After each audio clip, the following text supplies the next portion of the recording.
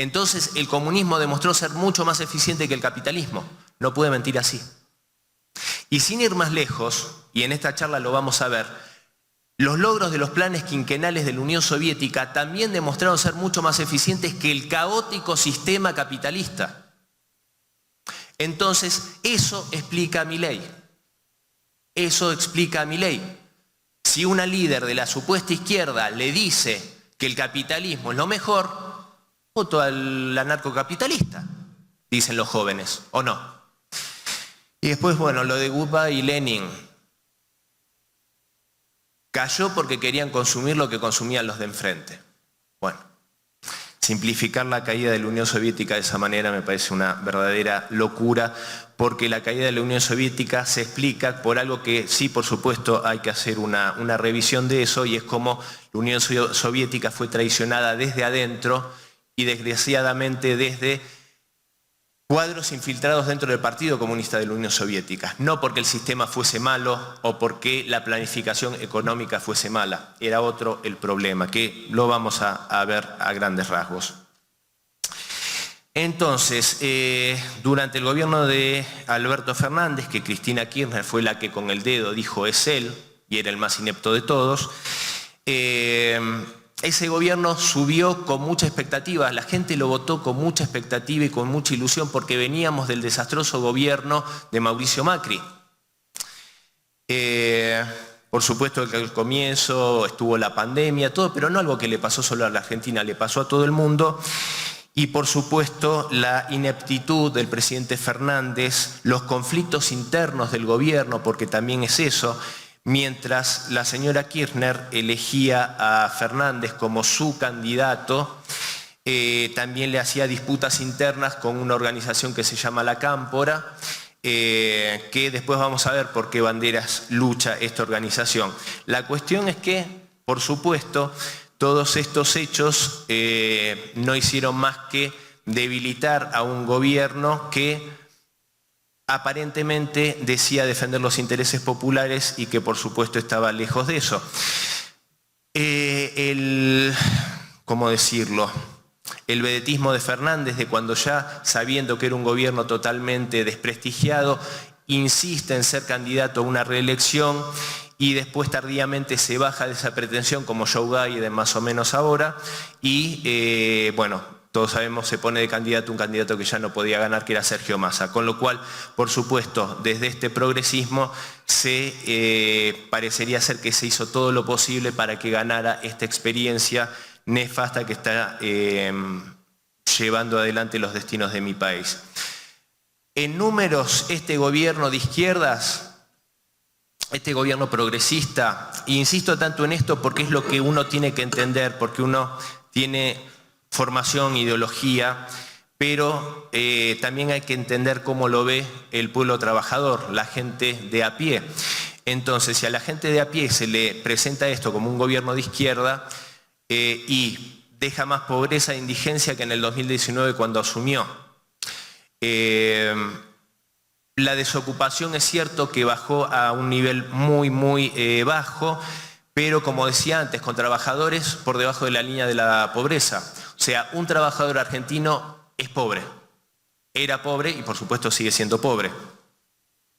El salario real y las jubilaciones siguieron el ritmo de caída que llevaban con Macri. O sea, un gobierno popular que siguió incrementando la caída de un gobierno reaccionario y de derechas, aunque después vamos a ver también si la terminología de derechas e izquierdas sigue estando vigente. Pero sí por lo menos un gobierno que hace digamos, un culto del capitalismo como era el de Macri y como es el de Milei. Y por supuesto el récord de inflación más grande de los últimos 30 años, caída de reservas internacionales y un aumento tremendo del déficit fiscal.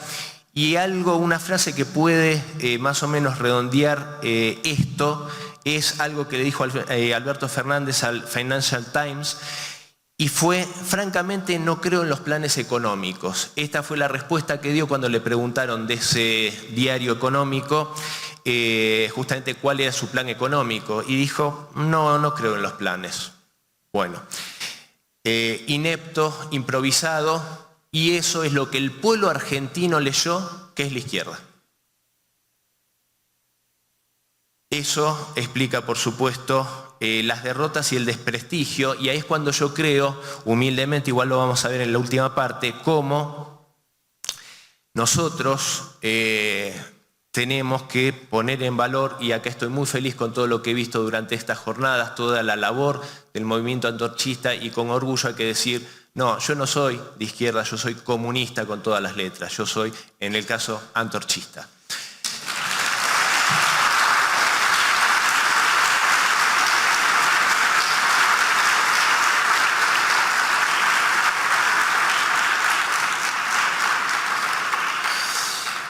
Acá yo al camarada Marcos le voy a pedir el segundo video. Este es interesantísimo. Varias cosas para charlar con vos, te agradezco que estés acá. Sabés que este no es un ámbito periodístico, por lo tanto no me interesa sacarte títulos, no vamos a mandar gacetilla con lo que nos digas, pero en el último tiempo hemos logrado en este programa que pasen varios dirigentes. Que dejan títulos. Sí, o no tanto, pero que nos ayuden a tratar de pensar un poco esta situación en la que estamos. Estuvo Máximo hace poco, estuvo incluso Pichetto, estuvo Catopodis, estuvo Guado, hablamos con Pablo Moyano, bueno, hablamos con Culfas, con Guzmán, porque nos asombra este presente político un poco, y entendemos que con el Frente de Todos intentamos torcer el rumbo que había asignado el macrismo, y ahora tenemos una expresión incluso más radicalizada, ¿no? Entonces hay algo ahí en el medio que evidentemente nos salió mal. ¿Cómo pensás la derrota electoral y política del año pasado?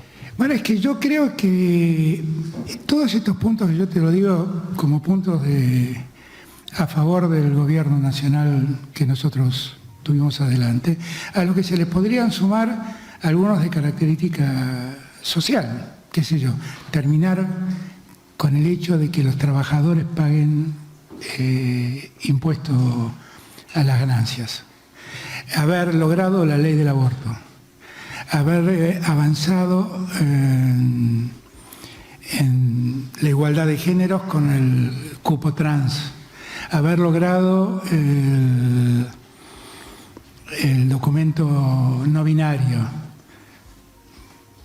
Nosotros no resignamos nada, nosotros tuvimos, porque decimos estas cosas y entonces siempre aparece algún otro que llaman libertarios, que dicen, bueno, pero ustedes eran hijos de los rusos y le compraban vacunas a los rusos.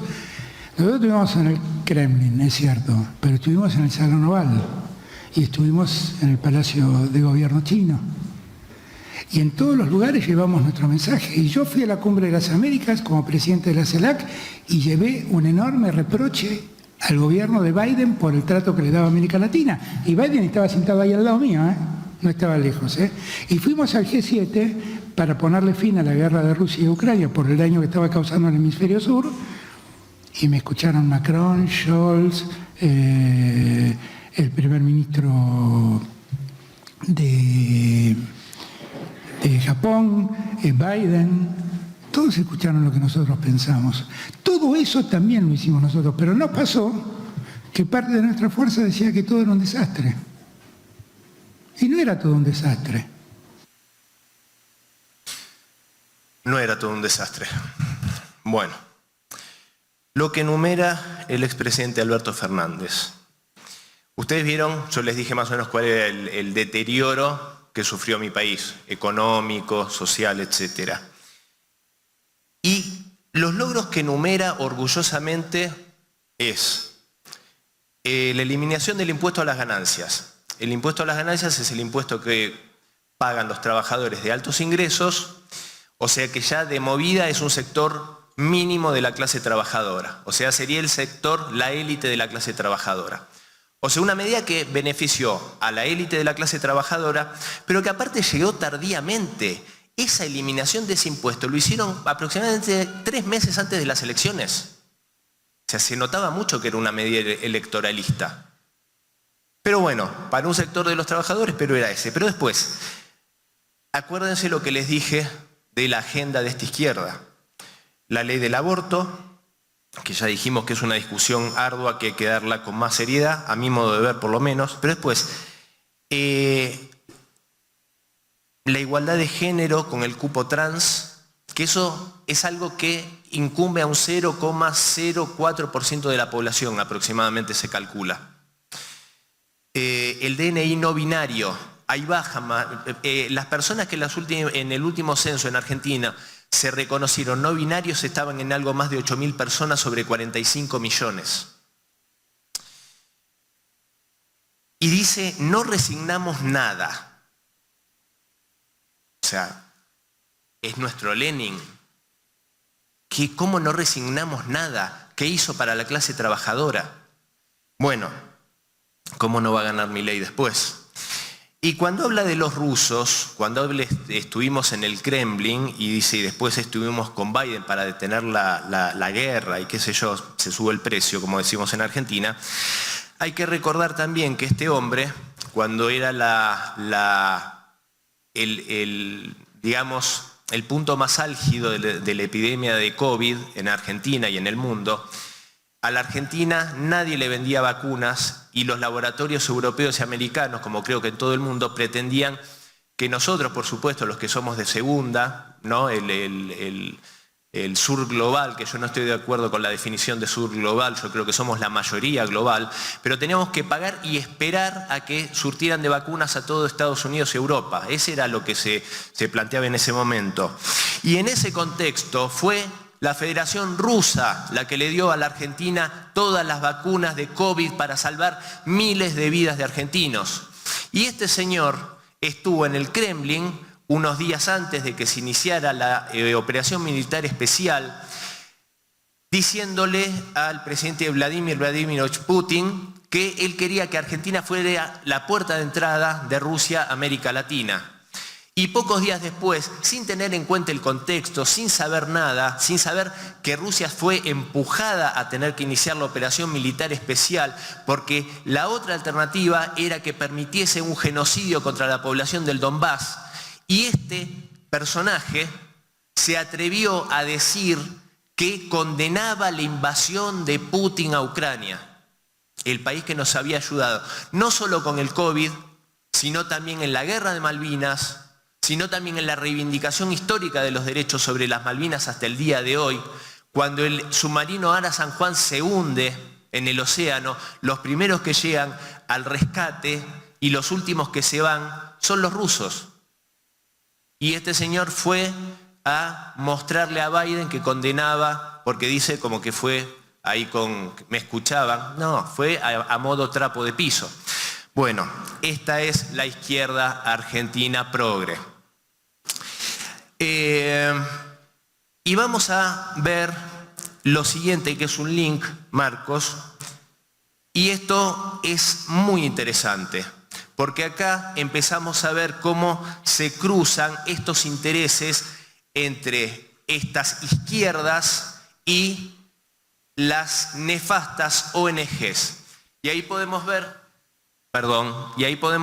que dice, el Ministerio de Educación y la Fundación Open Society acordaron proyectos en conjunto. La Fundación Open Society, fundada por George Soros, trabaja por la justicia, la gobernanza democrática y los derechos humanos. ¡Wow, qué bueno! Este señor es un criminal y después vamos a ver por qué es un criminal. Bueno, ese señor, el gobierno de Fernández y todos los gobiernos, el de hoy, el de ayer, tienen cooptados el Ministerio de Educación, condicionando los planes de estudio de las universidades para meter toda una serie de ideologías que, por supuesto, si esos señores la financian y están a favor, sin duda que son en contra del pueblo, y lo vamos a seguir viendo en profundidad. Y después, repito, hay un video imperdible que nos muestra a cabalidad quién es el señor George Soros. Vamos al siguiente link, Marcos, por favor.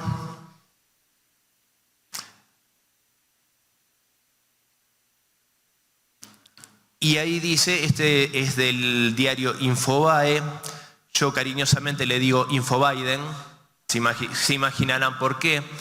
Pero esto que plantea es lógico y es cierto, es un hecho de la realidad. Insólito aval oficial a grupos que con respaldo inglés quieren un estado separado en el sur de Argentina y Chile, de Mapuche Nation.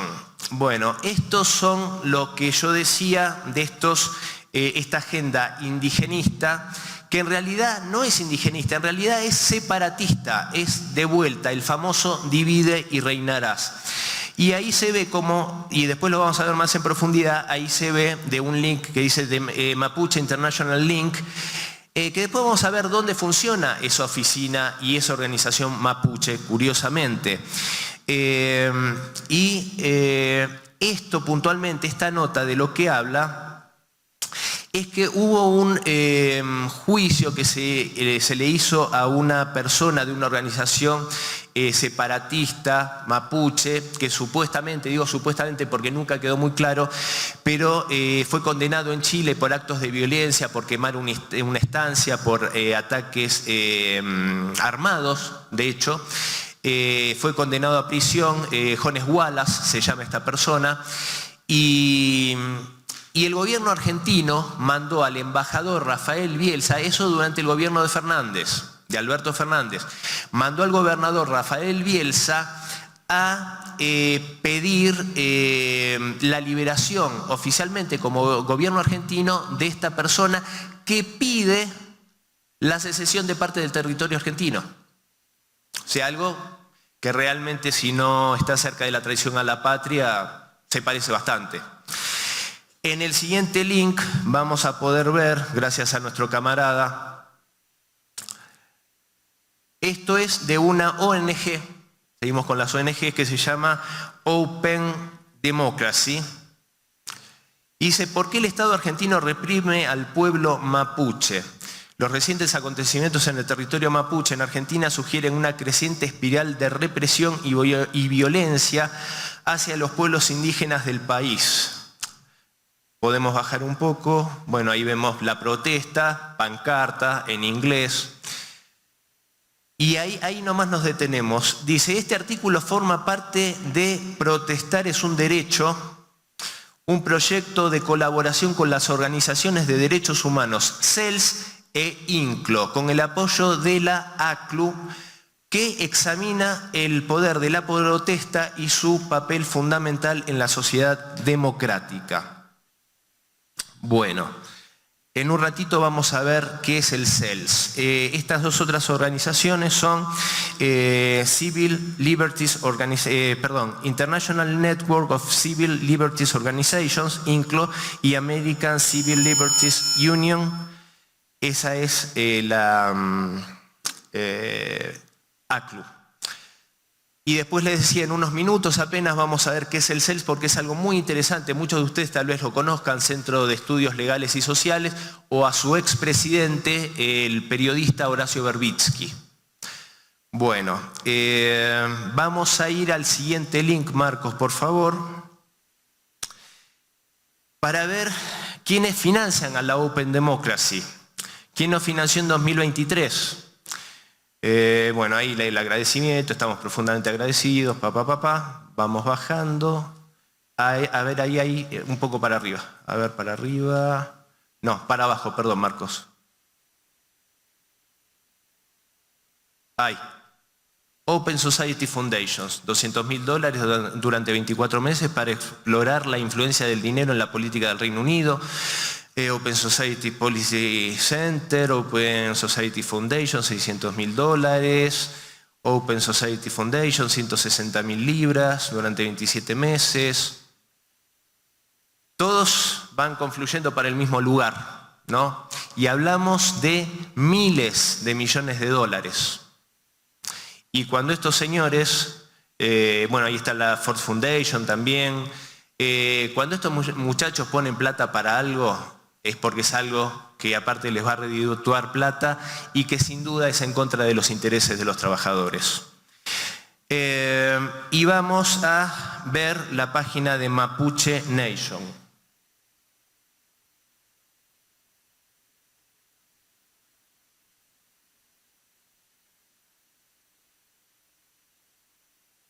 Bueno, esta página que es básicamente... Bueno, gracias. Básicamente esta página muestra lo que es la agenda, por supuesto, con el tema medioambiental, siempre con cuestiones que son políticamente correctas, pero básicamente lo que hace es el órgano de difusión de la agenda separatista de esta, que ni siquiera tiene que ver con los mapuches, porque vamos a ver, dice, nosotros vamos a ver dónde está la sede de esta organización. Vamos a ir para abajo. Ahí vemos, bueno, el secretario, vemos las autoridades. Y esta organización está localizada en el número 6 de Lodge Street, Bristol, Reino Unido. Qué casualidad, ¿no? Bueno, estas son las agendas estas agendas que sostiene el progresismo son financiadas por el Reino Unido, por estas organizaciones como la Open Society, pero recién estamos empezando. Vamos a la imagen 4, Marcos, por favor. En esta imagen, esta está perfecta, esa es la porción de territorio y falta ahí la porción que abarcaría Chile, pero eso es la del territorio argentino, que es reivindicada y que sería, por supuesto, separada del territorio argentino. Eso es lo que financian e incentivan estas organizaciones y apañan los gobiernos, algunos gobiernos de izquierda como el de Fernández, con eso tan puntual que nombré del embajador Bielsa yendo a hablar en favor de un separatista. La siguiente. Ahí vemos el Centro de Estudios Legales y Sociales, que es el que llevaba adelante esta investigación de la que estamos hablando, del tema de la represión al pueblo mapuche por parte del gobierno argentino. Y ahí vemos algunos de los que apoyan al CELS. Avina Buenos Aires es una organización que después vamos a ver. Estas ONG son como matrioshkas. Uno saca una y adentro hay otra y adentro hay otra y muchas veces no están en la primera capa sino que están en la segunda o en la tercera los que realmente cuando vemos los intereses por ejemplo de Washington. Por ahí en la primera capa te ponen una ONG que parece ambientalista y que busca el bien de toda la humanidad y realmente esa es la que está financiada por ahí por el gobierno de los Estados Unidos. Pero puntualmente vemos el financiamiento de la Embajada de Holanda, vemos Foreign and Commonwealth Office, Gran Bretaña, y British Embassy, Buenos Aires. Hay que recordar que en mi país hay un territorio que se llama Islas Malvinas, Sandwich del Sur y Georgias, que están invadidas por el Reino Unido.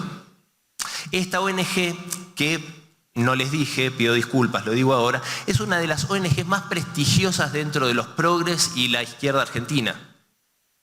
Es una organización defensora de los derechos humanos, prestigiosa, es la Biblia de las izquierdas argentinas y en gran medida de muchos de Sudamérica.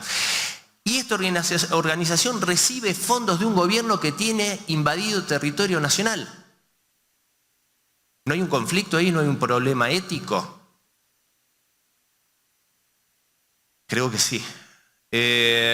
Fundación Ford, todos sabemos lo que es la Ford Foundation también. Nefastos antecedentes. Y si podemos bajar un poquito, a ver. Bueno, vemos Open Society, también infaltable, no podía no estar. Vemos, de todas habría para sacar cosas interesantes, pero como para no perder tiempo e ir por las más importantes, bueno, la delegación de la Unión Europea en Argentina. Bueno, ¿qué es lo interesante de esto? Bueno, a través de la Avina Américas, que es la que yo les decía antes, que si uno la ve parece una cosa totalmente inocua, que funciona en Suiza, esa organización, la central, recibe también financiamiento de la National Endowment for Democracy, la famosa NED, que es una ONG que después, bueno, vamos a ir más en profundidad con ella, pero que es de lo más nefasto que hay y es directamente dependiente del gobierno de los Estados Unidos de América. Es a través de lo cual financia lo que por otras vías sería más burocrático y llevaría más tiempo. Bueno, también la Embajada de Alemania financia al CELS. Ahora, hay un tema importante e interesante respecto al CELS que quiero destacar. En principio de 2015, allá por el final del gobierno de Cristina Fernández, todavía no se sabía que estaba de salida porque las elecciones iban a ser en octubre, y esto fue principio de 2015, hubo una reforma de la Ley de Inteligencia Nacional. Se imaginarán que es una ley importante, la Ley de Inteligencia, que tiene que ver con todos los mecanismos de inteligencia y de resguardo de la seguridad nacional del país. ¿Saben quién fue uno de los principales consejeros para la redacción de esa ley? El señor Horacio Verbitsky. Él, por ese entonces, presidente de esta ONG, que recibe plata de los Estados Unidos, o sea, del gobierno de los Estados Unidos a través de la NED y de el Foreign Office británico. Bueno, esa es nuestra izquierda. Y decíamos, la NED. Bueno, la mayoría de ustedes la deben conocer, pero voy a tomarme apenas unos minutos para comentarles que la NED, la National Endowment for Democracy, fue creada por el Congreso de los Estados Unidos, en 1983, por iniciativa del presidente Ronald Reagan, con esa locura afiebrada que tenía por aquel entonces y esa furia homicida de acabar con la Unión Soviética. En ese contexto es creada la NED, que por supuesto que era promover la democracia liberal en el mundo, los fines de la creación de esta ONG, que vino en alguna medida no a reemplazar, porque sigue funcionando, pero como a hacer un poco una organización un poco más digerible en lugar de la USAID, que sabemos que ya está absolutamente desprestigiada. Hay algo interesante para tener en cuenta, porque aquí es cuando empezamos a ver el vínculo de corrupción hacia tantos estratos de la clase política, diría a nivel mundial ya. La NED tiene 4 estructuras autónomas, o sea, esta ONG, la NED, National Endowment for Democracy, a su vez después se divide en 4 patas, por decirlo de alguna manera. Con esas 4 patas, ¿qué hace? Subsidiar y distribuir plata por todo el mundo, y estas, por supuesto, a través de ONGs, a partidos políticos, a grupos sindicales y a grupos empresariales. Y por supuesto, de izquierda a derecha, arriba a abajo, no importa. El que esté dispuesto a agarrar plata de estas manos, lo hace, obviamente que siempre y cuando esté dispuesto a defender los intereses especialmente geopolíticos de los Estados Unidos. Y una de esas patas es el Instituto de Sindicatos Libres, que es el Free Trade Union Institute, que fue rebautizado como Centro Americano para la Solidaridad Laboral Internacional, American Center for International Labor Solidarity. A través de este grupo financian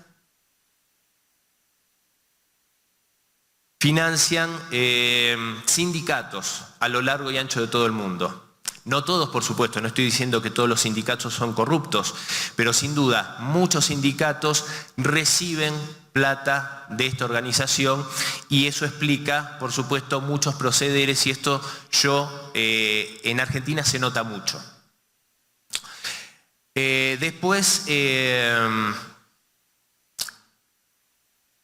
tienen la otra pata, es el Centro para la Empresa Privada Internacional, Center for International Private Enterprise, y esto lo maneja la Cámara de Comercio de los Estados Unidos. Y esta organización lo que hace es eso mismo, redistribuir dinero en diferentes cámaras de comercio, por ejemplo, argentino-norteamericana, etc. En prácticamente todos los países hay eso, y por supuesto se encarga de hacer lobby en favor de los intereses norteamericanos. Y tal vez las dos patas más interesantes son estas últimas que voy a decir ahora.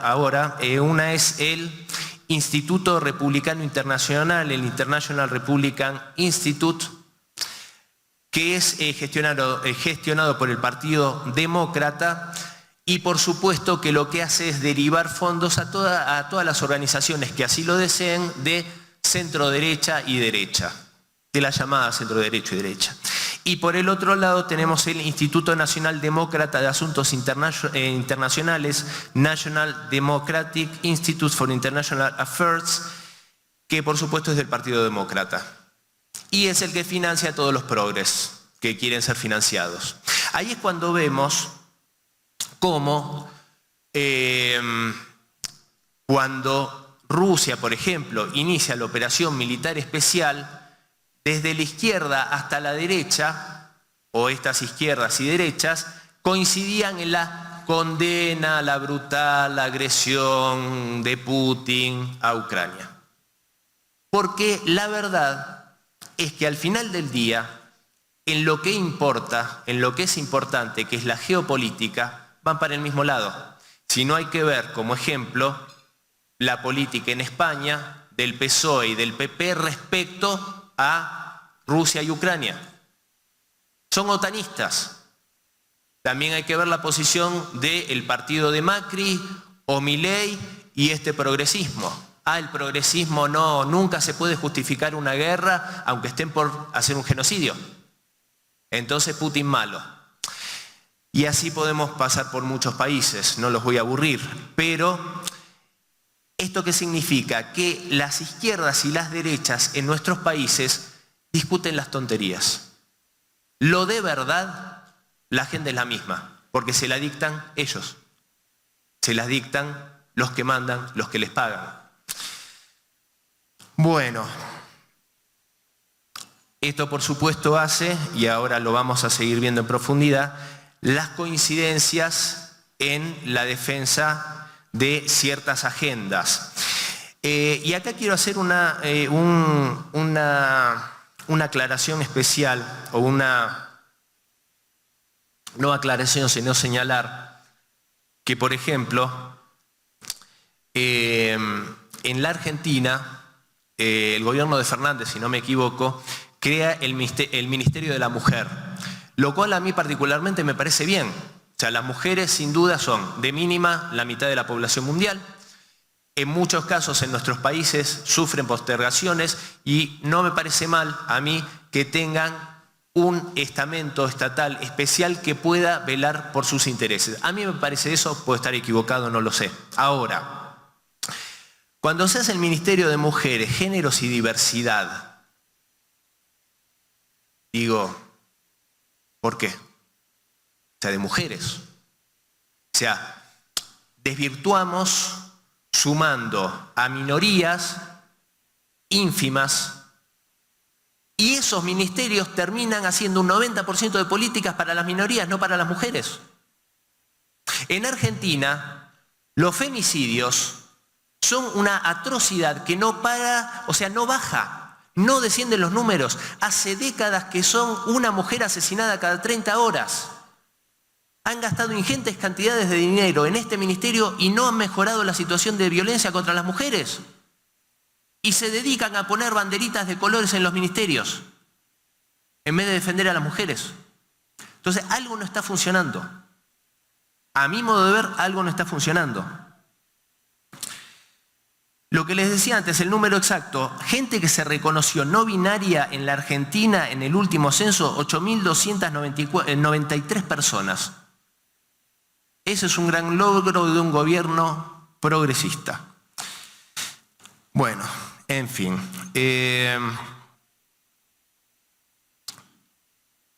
Vamos a la siguiente imagen, por favor.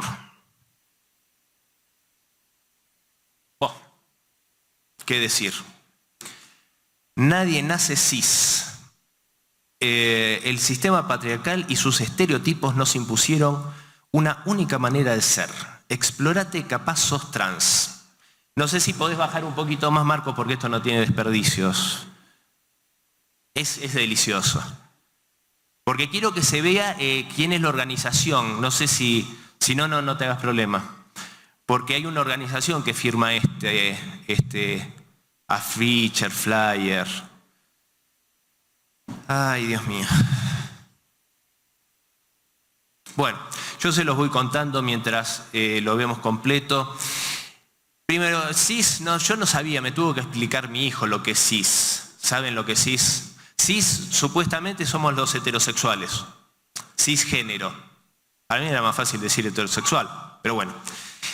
Entonces, ese afiche, que es de una organización política muy poderosa en la Argentina, la Cámpora, ya la nombré.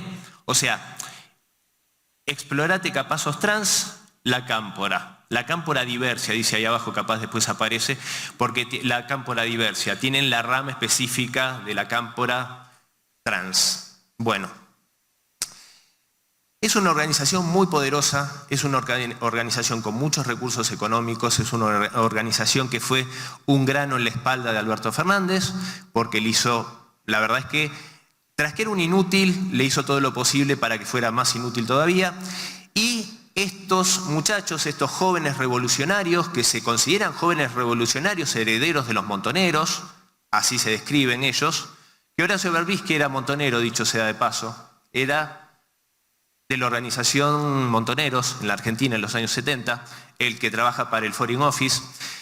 Bueno, estos muchachos le dicen a los jóvenes, porque es teóricamente una organización juvenil, le dice a los jóvenes y a los niños argentinos que quieran escucharlos, le dice: explorate capaz sos trans.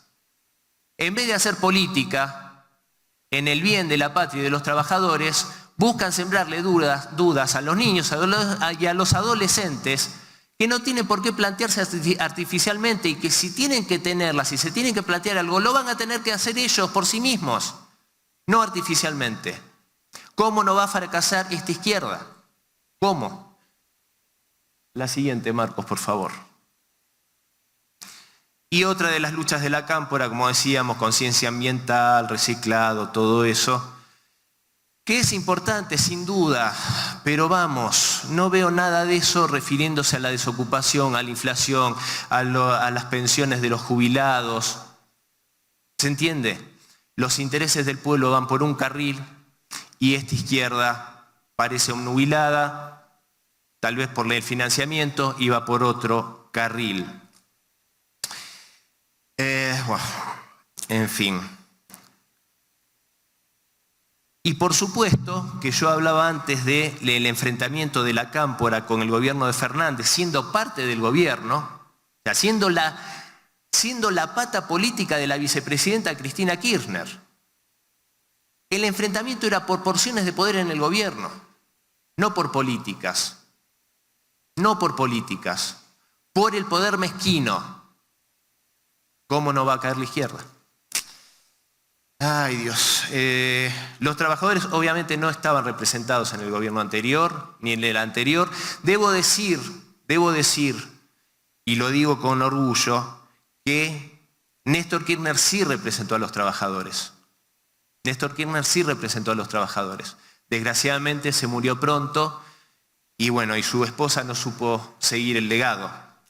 Pero bueno, y vamos a ver el siguiente link, porque acá hay de todos los colores.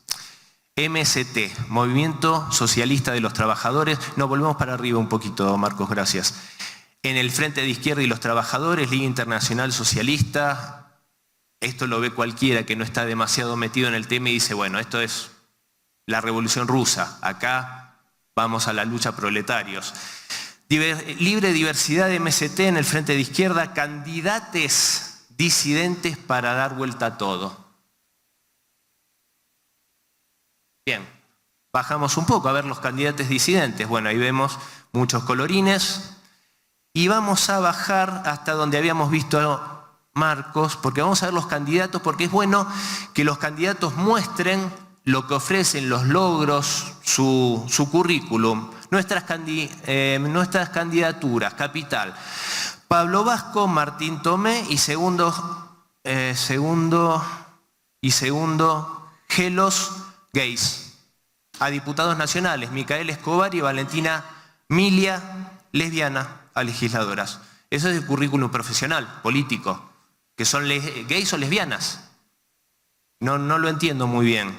Y después sigue todo, continúa Guillermo García gay, bisexual. ¿Por qué nos tiene que interesar la orientación sexual de un candidato? ¿Por qué lo ponen? No entiendo eso. O sea, eso es poco serio. En eso derivó esta izquierda en Iberoamérica. En esto derivó. Bueno.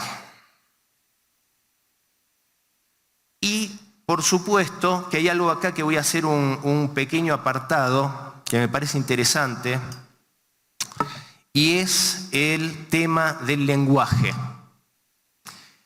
El lenguaje, no solo el lenguaje inclusivo, que podemos discutir un montón de tiempo sobre el mismo, a mí no me gusta, pero bueno, cada cual que hable como quiera, pero creo que tenemos un lenguaje lo suficientemente rico como para desvirtuarlo, más que nada porque supuestamente el lenguaje inclusivo es para eliminar el machismo, pero yo el machismo lo sigo viendo.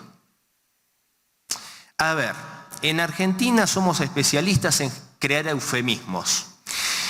Y le voy a decir alguno de ellos, creo, capaz acá también los usan, no lo sé. Persona gestante. Persona gestante. Antes era mujer embarazada. No se puede decir más no se puede decir más mujer embarazada. Hay que decir persona gestante, porque obedece a quien esté embarazado y no se sienta mujer.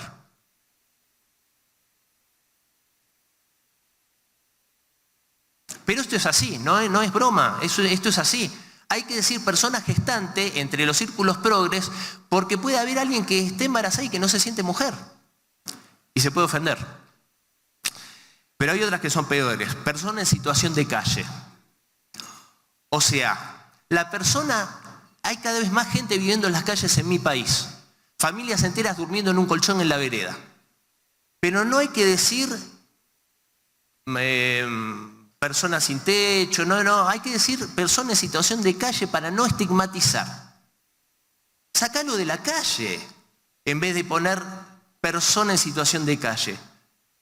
Dale una posibilidad, en vez de poner un nombre para no estigmatizar. Lo dejás en la calle, pero decís persona en situación de calle, para no estigmatizar. Pero esto no es todo.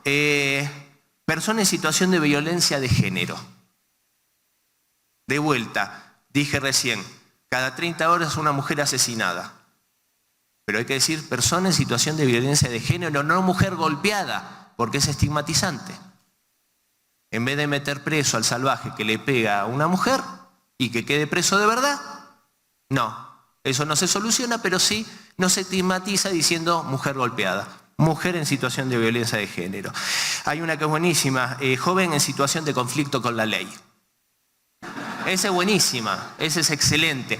En vez de proteger a la juventud y a la niñez para que no se vean arrastrados a la delincuencia como único recurso, hay que decir joven en situación de conflicto con la ley. Es increíble. Si tuvieran este talento para gobernar, seríamos la Unión Soviética. Bueno, vamos a la siguiente imagen. Bueno, esto es muy cortito, esto es para mostrarles cómo están atravesados por esto, por la agenda, por el billete, por la billetera, por lo que sea, pero la agenda, todos por igual. Partido Justicialista de la Ciudad de Buenos Aires, Partido Peronista, colorines de LGBT. Siguiente. Orgullo LGBT, Unión Cívica Radical, otrora el segundo partido de mi país, en 1916, cuando se da la ley de voto universal, secreto y libre, fue 3 veces gobierno el partido, la Unión Cívica Radical, con Hipólito Yrigoyen, Marcelo T. de Alvear y después repitiendo Hipólito Yrigoyen hasta que fue derrocado en el 30. El siguiente,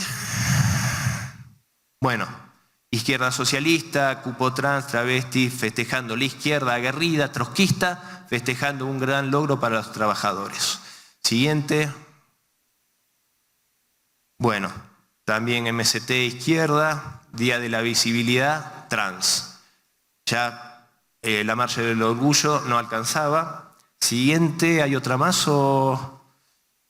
Bueno, ahí, esto es para quedarnos tranquilos que no es en Argentina, bueno, en América Latina sabemos que también, pero ahí vemos que en España también corren esos vientos, como sabemos muy bien, y hacia la igualdad real y efectiva de las personas LGTBI, eso es el PSOE. Y la siguiente es del PP, el Partido Popular, celebrando el Día Internacional del Orgullo.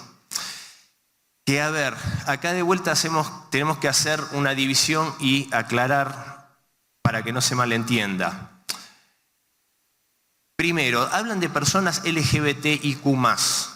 Yo conozco personas que pueden tener una elección sexual y ser gay, lesbiana, y es un tema particular como lo dije antes. Yo no conozco a nadie LGBTIQ+. O sea, no entiendo esas denominaciones. Me parece que eso tiene que ver más con esto de dividirnos, de confundir y hacer un montón de tribus distintas.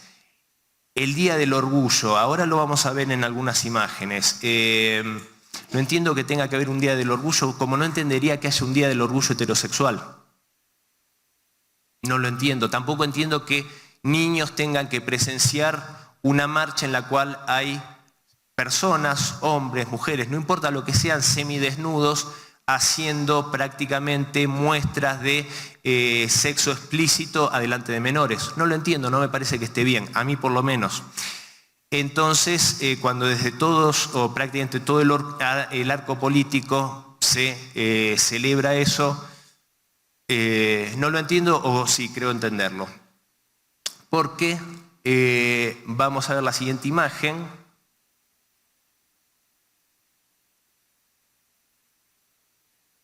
Y acá vemos de dónde vienen estas agendas con mucha más claridad y es justamente de Washington y del Foro Económico de Davos. Y repito, si estos muchachos alientan algo, por algo es. Y esta izquierda anticomunista y la derecha se pliegan, como acabamos de mostrar, y eso es de la página de la Embajada de los Estados Unidos en Uruguay, como estamos viendo, y dice derechos LGBTI, una prioridad de política exterior para Estados Unidos. O sea, el Departamento de Estado de los Estados Unidos se plantea ya en 2016, si no me equivoco, que la política de derechos LGBTI era política de Estado de los Estados Unidos. Sabemos que los yanquis nos dan puntadas sin hilo. Y vamos a ver el video, por favor.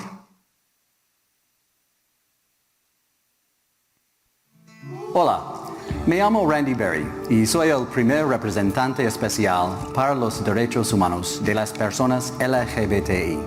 Me suma a personas de todo el mundo en la celebración del Mes del Orgullo de lesbianas, gays, bisexuales, transexuales e intersexuales. Los derechos LGBTI son derechos humanos y los derechos humanos son derechos LGBTI. Ese es el principio que guía nuestro trabajo, simple y sencillamente. Desde mi llegada de Ámsterdam en abril, he recibido innumerables ofertas de apoyo de gobiernos, empresas, sociedad civil y líderes religiosos. Estoy creando alianzas y ampliando la coalición de aliados para hacer verdaderos progresos. En junio, viajaré a más de 15 países en América Latina y Europa. Y para finales de año, habré visitado todas las regiones del mundo para difundir el mensaje de que Estados Unidos está comprometido a promover los derechos humanos de todas las personas, en todas partes, incluyendo a las personas LGBTI. Como ha dicho el secretario Kerry, es hora de reafirmar la dignidad de todas las personas, no importa quién seas y no importa a quién ames. Estoy dedicado a esta causa. Espero con interés escuchar sus ideas sobre cómo podemos avanzar en este tema de derechos humanos. Les deseo un feliz mes del orgullo LGBTI.